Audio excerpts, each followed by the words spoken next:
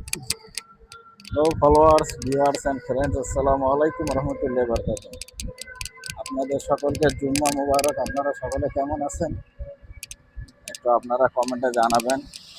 আমি আমার বড় ভাই, বড় ভাতিজা সবাই আমরা কবরস্থানের দিকে রওনা দিচ্ছি। শুক্রবারে সকলে কবরস্থান জিয়ারত করা, এটা হলো নবীর সুন্নত। আপনারা সকলে কবরস্থান জিয়ারত করবেন এবং নেকি কামাই করবেন। আপনারা যারা যেখান থেকে আমার ভিডিও দেখেন সকলে কমেন্টে জানাবেন কেমন লাগে না লাগে।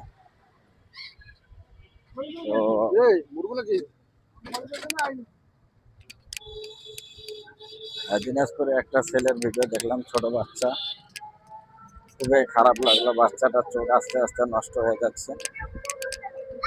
তো আমি নতুন, তাই আমার উপকার করার চাহিদা থাকা সত্ত্বেও আমি পারতেছি না।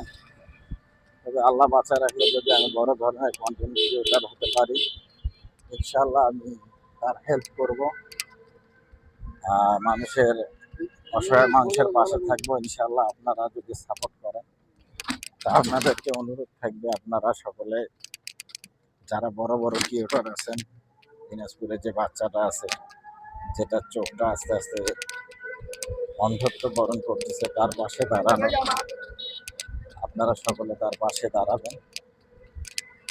আপনারা ওই বাচ্চাটার যে আইডেন্টিটি আপনারা দেখতে পারবেন, থটস অফ বিলাল ভাইয়ের আইডি, যে আপনারা দেখে যারা বড় বড় ক্রিয়েটর আছে তারা হেল্প করবেন যেন বাচ্চাটা তার চোখটা ফিরে পায়। আর আমাকে সাপোর্ট করবেন। যারা ফেসবুকে দেখেন ফলো দিয়ে পাশে থাকবেন, এবং যারা আমার ইউটিউবে দেখবেন তারা ইউটিউব চ্যানেলটা সাবস্ক্রাইব করবেন। আমার ফেসবুকের আইডির নাম হলো আপনার এরশাদ হোসেন, আর আমার ইউটিউব চ্যানেলের নাম হলো মোহাম্মদ সোহাগ। এই দুইটা আপনারা ফলো এবং সাবস্ক্রাইব দিয়ে পাশে থাকবেন।